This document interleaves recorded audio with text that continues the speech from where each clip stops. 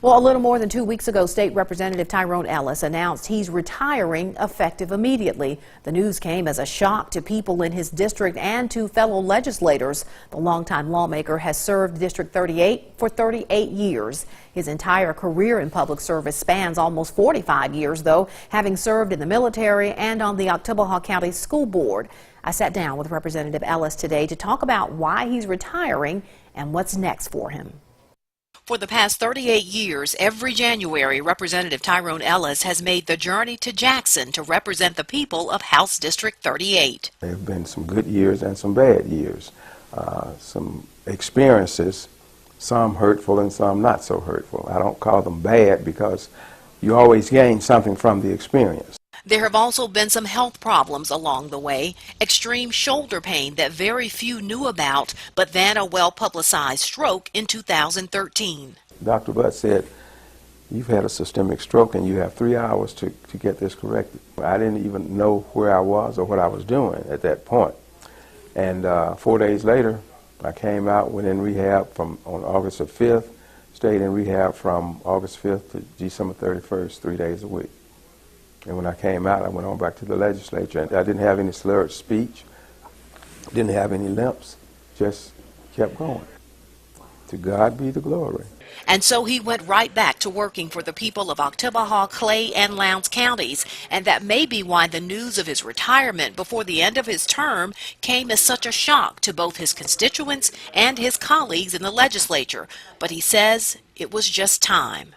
To everything, Andrea, to everything there's a season, Ecclesiastes 3:1. To everything there is a season. So when you realize where you are in your season, that's when you do your harvest. You got me? And I knew it was harvest time. I knew it was time for me to make my move. Ellis's proudest moment over these last almost 4 decades came within just the last few years. Consolidation of the school districts. I can't help but bring that up because I fought for that 25 years ago. People didn't see the beautiful and the oneness that it could bring to the city and the county. They couldn't see it 25 years ago. The partnership school, all of that was put together, by coming together and creating a vision and showing that this is what we need in order to grow this city.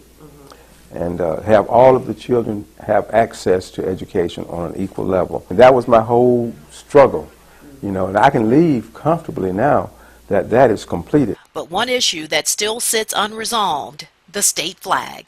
It is our responsibility, not the public. It never needed to be before the public. It's ours. We passed the buck in 2001. We need to pass the removing of the flag and changing of the flag and putting it in the museum where it belongs. That's not heritage. It is history, though. It's history, but not heritage.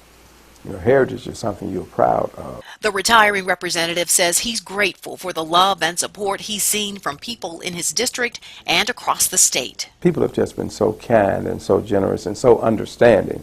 They said, "I understand. You've been there for us and you've done a great job and you deserve it. You deserve some time before you get too far gone, in time."